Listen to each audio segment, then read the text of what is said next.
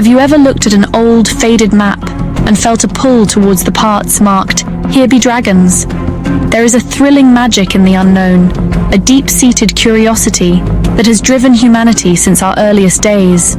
We are explorers by nature, constantly peering over the next hill or across the next ocean, always wondering what lies beyond our current understanding. This is especially true when we look back into the mists of time. The ancient world is full of whispers and shadows, stories left half-told in stone and bone. It presents us with puzzles that our modern, technologically advanced society still cannot solve, and that is precisely what makes them so utterly irresistible to us. These ancient enigmas are more than just old rocks or dusty artifacts. They are direct connections to our ancestors, people who lived, loved, and dreamed in a world so different from our own. When we stand before a colossal structure built without modern machinery, or hold an object of impossible complexity, we are touching the very edge of a forgotten story. It feels like a secret being shared across millennia, a challenge from the past to the present. The people who created these wonders did not leave behind detailed instruction manuals or easy explanations. Instead, they left us with a legacy of awe, forcing us to ask the most fundamental questions. Who were they? How did they do it? And most importantly, why? This journey into the past is the ultimate adventure, a real-life treasure hunt, where the prize is not gold or jewels, but knowledge and wonder. It is a quest that takes us from the windswept plains of England to the sun-scorched deserts of Peru, from the deepest oceans to the highest mountaintops. Each mystery is a locked door, and we, the explorers of the 21st century, are the detectives trying to find the key. The clues are scattered, fragmented, and often contradictory, making the search both frustrating and exhilarating. It is a grand puzzle with pieces missing, and every new discovery, every fresh theory, brings us one tantalizing step closer to seeing the complete picture. So, pack your sense of adventure and get ready to travel back in time. We are about to embark on a grand tour of some of the world's most baffling and profound ancient mysteries. These are the conundrums that have stumped the greatest minds, inspired countless theories, and continue to capture the imagination of millions around the globe. They remind us that for all our scientific progress and accumulated knowledge, there are still vast, uncharted territories in our own history. The past is not a closed book. It is an open landscape of endless possibilities, just waiting for us to explore its deepest secrets. The adventure begins now. Deep in the vast expanse of the Pacific Ocean lies one of the most isolated inhabited islands on Earth, Rapa Nui, more famously known as Easter Island. This remote speck of land is home to one of history's most iconic and perplexing mysteries, the Moai. These are the colossal stone statues, monolithic human figures with oversized heads, that stand like silent sentinels gazing inland across the island. Carved by the Rapa Nui people between the 13th and 16th centuries, nearly 1,000 of these giant figures have been catalogued. They are a testament to incredible artistry and engineering, but the full story behind their creation and purpose remains shrouded in the mists of time. What makes the Moai so profoundly strange is not just their haunting appearance, but the sheer scale of the undertaking. The average statue stands about 4 meters tall and weighs around 14 tons, which is heavier than 2 adult elephants. However, some are much, much larger. The tallest completed Moai, a giant named Paro, was almost 10 meters high and weighed a staggering 82 tons. How did a small, isolated society with no wheels, no draft animals, and no metal tools manage to carve these behemoths from a single volcanic quarry, transport them across miles of rugged terrain, and then erect them onto stone platforms? It is a question that has baffled researchers for centuries.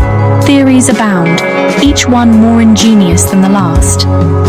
Some researchers suggest the statues were walked to their destinations using a system of ropes and a rocking motion, a process that experimental archaeology has shown to be plausible, if incredibly difficult.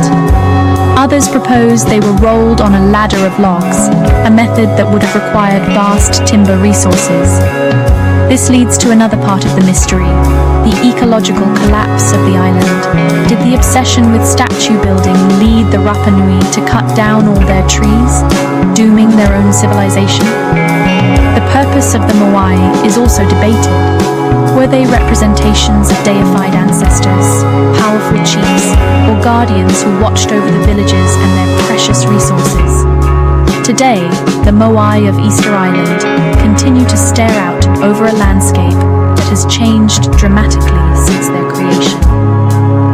While we understand more than ever about the Rapa Nui people, the core questions remain unanswered. Why did they pour so much energy into this monumental task? What was the precise method of their transportation?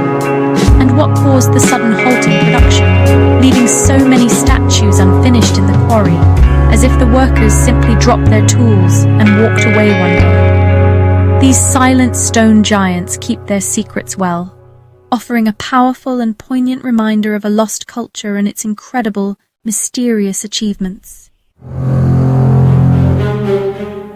On the windswept Salisbury Plain in Wiltshire, England, stands a monument so famous it has become a symbol of ancient mystery itself, Stonehenge. This prehistoric ring of standing stones, some towering over 9 meters high and weighing more than 25 tons, has captivated the human imagination for millennia. Built in several stages over a period of about 1,500 years, with the main stone circle erected around 2500 BC, it is a masterpiece of Neolithic engineering. It was constructed by a culture that left no written records, leaving us to gaze upon their incredible handiwork and wonder not only how they built it, but why they went to such extraordinary lengths to do so. The sheer logistics of Stonehenge are mind-boggling. The larger stones, known as sarsens, were sourced from a location about 20 miles away. That is a monumental challenge in itself. But the smaller bluestones, which weigh up to 4 tons each, are even more perplexing.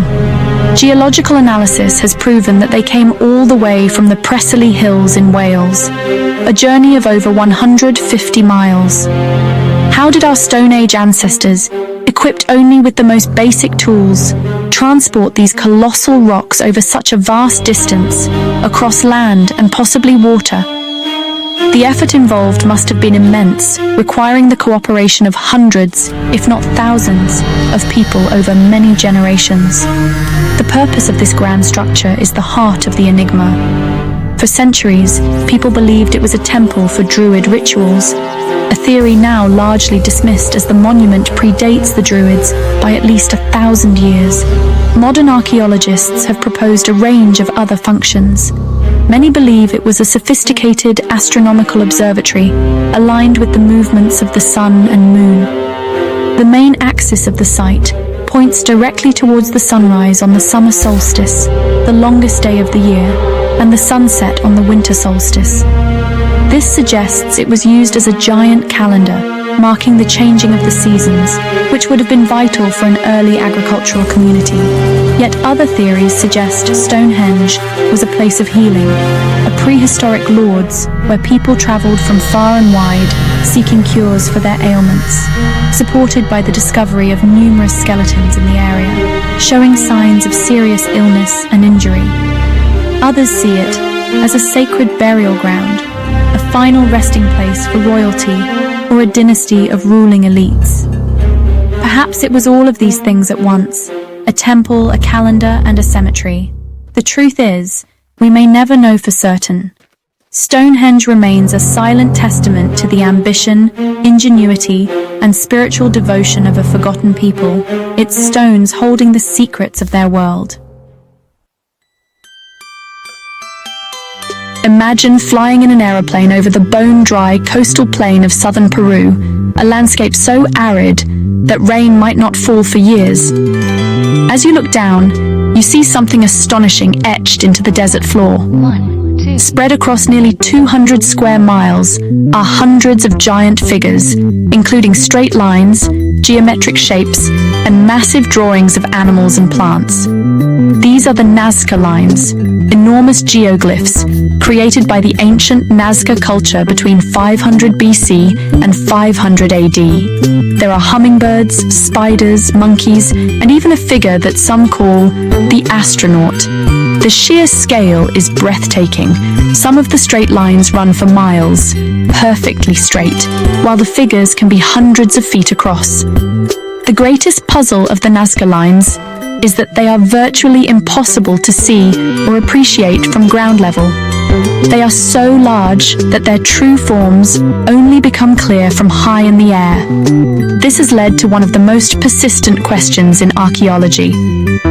Why would a culture create such elaborate artworks that they themselves could not fully see? To create them, the Nazca people removed the reddish-brown, iron oxide-coated pebbles that cover the surface of the desert, revealing the lighter-colored earth underneath.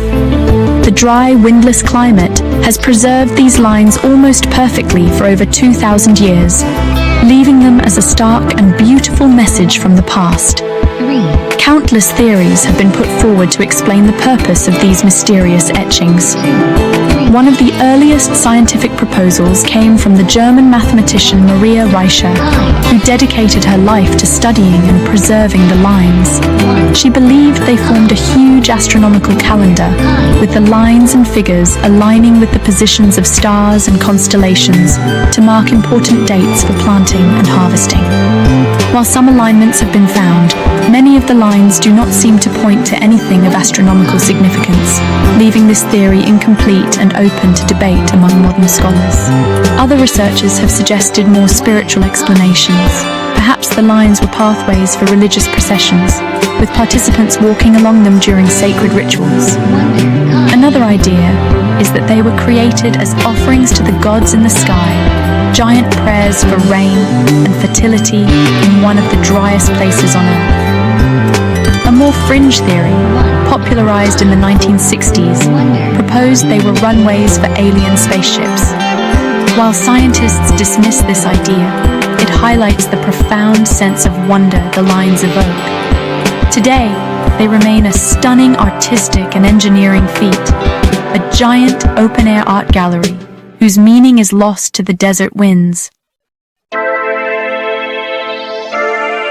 In the year 1900, a group of Greek sponge divers, seeking shelter from a storm, stumbled upon an ancient Roman shipwreck off the coast of the island of Antikythera.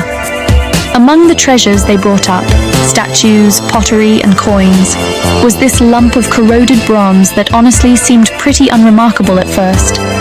It just sat in a museum for decades, mostly ignored. But then, when modern imaging technology like X-rays and CT scans were used to look inside, its astonishing secret was finally revealed. This was no ordinary lump of metal. It turned out to be an incredibly complex machine, a clockwork device made out of at least 30 interlocking bronze gears. Now called the Antikythera mechanism, it's often described as the world's first analog computer. What really makes the Antikythera mechanism so mind-blowing is just how advanced it is. Dating back to the 2nd century BC, it's more complex than anything else we know of for the next 1,000 years. Nothing even close to it shows up in the historical record until the astronomical clocks of medieval Europe in the 14th century. This device could predict the positions of the sun, the moon, and the 5 planets known to the ancient Greeks. It could even forecast lunar and solar eclipses and track the 4-year cycle of the ancient Olympic Games. Basically, it was a portable cosmos, a mechanical calculator of incredible ingenuity, all packed into a wooden case about the size of a shoebox. The existence of this device, honestly, completely changes how we think about ancient technology. It proves that at least some Greek engineers had a level of mechanical expertise that, we just didn't think was possible back then. The big question is, who actually made it? Was it a one-of-a-kind masterpiece, or just one example of a more common tool. The famous Roman orator Cicero wrote about two similar machines built by Archimedes, the legendary mathematician and inventor. So, could the Antikythera mechanism be related to his work, or maybe even one of his original creations? The shipwreck where it was found was a Roman cargo vessel, possibly carrying looted treasures from Greece back to Rome. And even after decades of study, the mechanism still holds a lot of secrets. We don't know for sure where it was made, although clues do point towards the island of Rhodes, which was a big center for astronomy and engineering in the ancient world. We're also not totally sure what it was actually used for. Was it a teaching tool for students of astronomy? A navigation device for sailors? Or maybe just a prized possession for a wealthy enthusiast? A kind of high-tech gadget for the ancient elite? The Antikythera mechanism is, in a way, a ghost from a lost world of technological brilliance. It's a stunning reminder that our ancestors were capable of way more than we sometimes give them credit for. Tucked away in the Beinecke Rare Book and Manuscript Library at Yale University is, honestly, one of the most baffling literary mysteries in the world, the Voynich manuscript. It's a handwritten book of about 240 pages, filled with elegant script and strange illustrations. The drawings show exotic plants that don't match any known species, naked figures bathing in elaborate plumbing systems, and really detailed astronomical charts with bizarre zodiac symbols. The text itself is written in this unique, flowing script that has never been seen anywhere else. Despite being studied by the world's best cryptographers and linguists for over a century, not a single word of it has ever been deciphered. The history of the manuscript is as mysterious as its contents. Carbon dating of the vellum pages has placed its creation in the early 15th century, somewhere in Central Europe. The first confirmed owner was an alchemist in Prague in the early 1600s, who believed it was the work of the 13th century English scientist Roger Bacon. It passed through the hands of emperors, scholars, and collectors before being purchased in 1912 by an antique book dealer named Wilfrid Voynich, from whom it gets its modern name. Voynich was convinced he had found a lost masterpiece of medieval science and dedicated his life to unlocking its secrets. But, well, he failed completely. The central question is actually pretty simple. What is the Voynich manuscript? Is it a lost language, a forgotten dialect written in a unique alphabet? Is it a cipher, an existing language that has been deliberately encrypted to hide its contents? If so, what secrets could be so important that they required such an unbreakable code? Theories range from the plausible to the fantastic.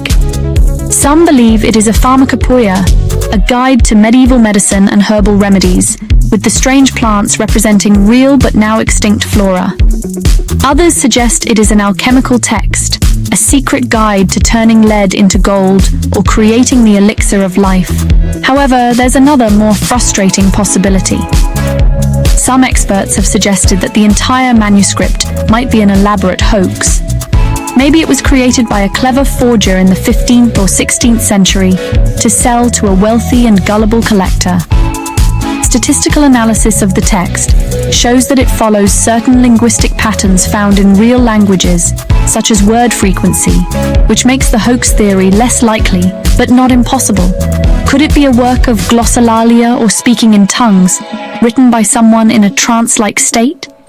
For now, the Voynich manuscript remains a perfect enigma, a book full of words with no meaning, a story with no narrative, and a puzzle with no solution.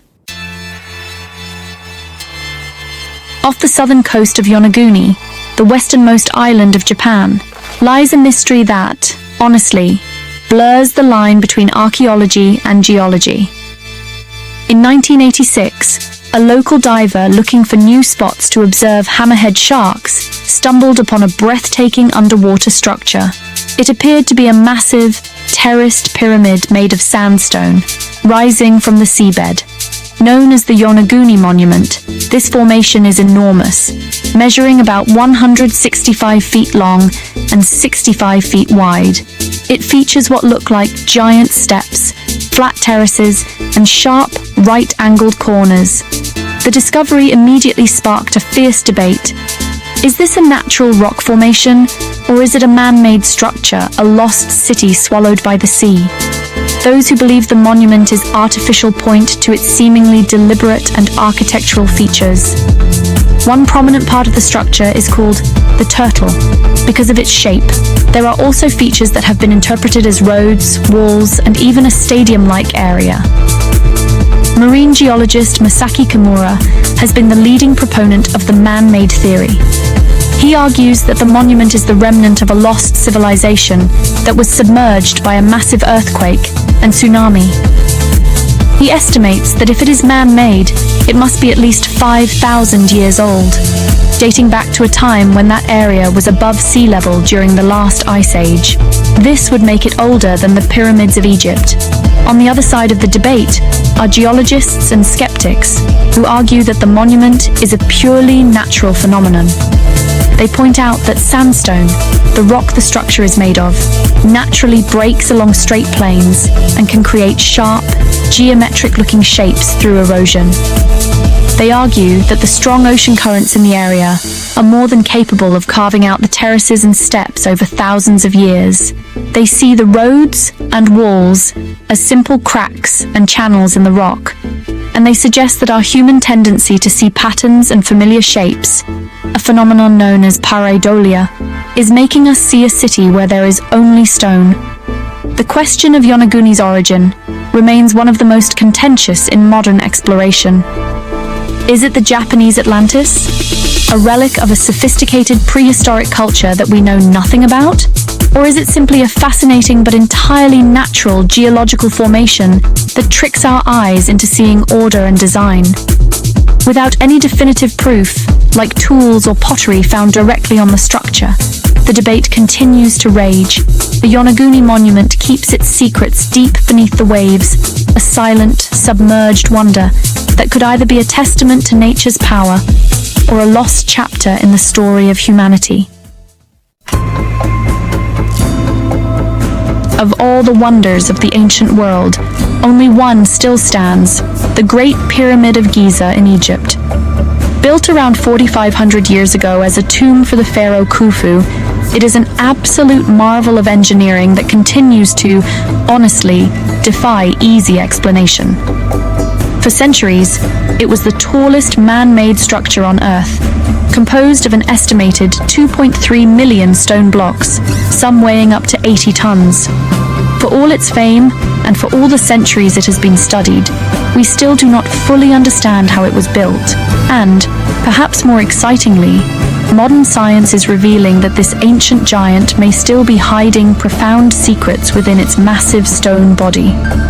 For thousands of years, it was believed that the pyramid contained only three main chambers, a subterranean chamber cut into the bedrock, the so-called Queen's Chamber, and the King's Chamber, which holds a large granite sarcophagus. But the pyramid is vast, and much of its interior is solid masonry. This has always led to speculation. Could there be other, undiscovered rooms and passages sealed within the structure? Early explorers and treasure hunters tried to find them by force, leaving scars on the monument, but they found nothing. It seemed the pyramid had given up all its secrets. Then, in the 21st century, a new kind of exploration began. Using advanced, non-invasive technology, scientists can now peer inside the pyramid without drilling a single hole. In 2017, a project called Scan Pyramids used a technique involving cosmic ray muons, subatomic particles that rain down on Earth from space, to detect unknown voids within the stone. The results were astounding. They discovered a huge, previously unknown void located directly above the Grand Gallery, a long, sloping corridor that leads to the King's Chamber. This void, nicknamed the Big Void, is estimated to be at least 30 meters long, comparable in size to the Grand Gallery itself. Its discovery was the biggest revelation about the pyramid's structure in over a century. The discovery of this void, along with another smaller corridor found behind the pyramid's main entrance, has opened up a whole new world of questions. What is the purpose of this huge, empty space? Is it a structural feature designed to relieve weight from the roof of the grand gallery below? Or is it something more? Could it be a hidden chamber, a secret storeroom for the pharaoh's funerary goods, or even the true, undiscovered burial chamber of Khufu himself, hidden away to thwart ancient tomb robbers? As scientists continue to scan and probe this ancient wonder, we're reminded that even the most familiar monuments can still hold the deepest mysteries. Our journey through the world's ancient mysteries, from the silent Moai of Easter Island to the hidden voids of the Great Pyramid, leaves us with more questions than answers. And that, in essence, is actually the point. These enduring enigmas are not just historical curiosities or puzzles for archaeologists to solve. They are fundamental to our human experience. They serve as powerful reminders of the vastness of our own history and the limits of our current knowledge. In a world where information is instantly available and every corner of the globe seems mapped and understood, these mysteries provide a much-needed sense of wonder and the thrill of the unknown. The quest to understand these ancient puzzles pushes us to be better thinkers, scientists, and explorers. It forces us to develop new technologies, like the muon scanners used at Giza, and to think in new ways, combining geology, astronomy, linguistics, and art history to piece together clues. Each theory, whether it's about how the Nazca lines were used or who built Stonehenge, is an exercise in imagination and critical thinking. It's a collaborative effort across generations, with each new researcher building upon the work of those who came before them, all of them united by a shared passion for discovery and a deep respect for the ingenuity of our ancestors. These mysteries also connect us to a shared human story. When we ponder the purpose of the Voynich manuscript or the fate of the Rapa Nui people, we're engaging with the same fundamental questions that have driven humanity for millennia. Who are we? Where did we come from? What are we capable of achieving? The people who built these incredible things were not aliens or gods. They were people like us, with hopes, fears, beliefs, and an incredible capacity for creativity and cooperation. Exploring their world helps us to better understand our own, reminding us that we are part of a long, unbroken chain of human endeavor.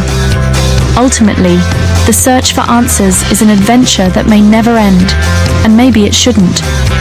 The value of these mysteries lies not only in the potential for finding a solution, but in the journey of the search itself.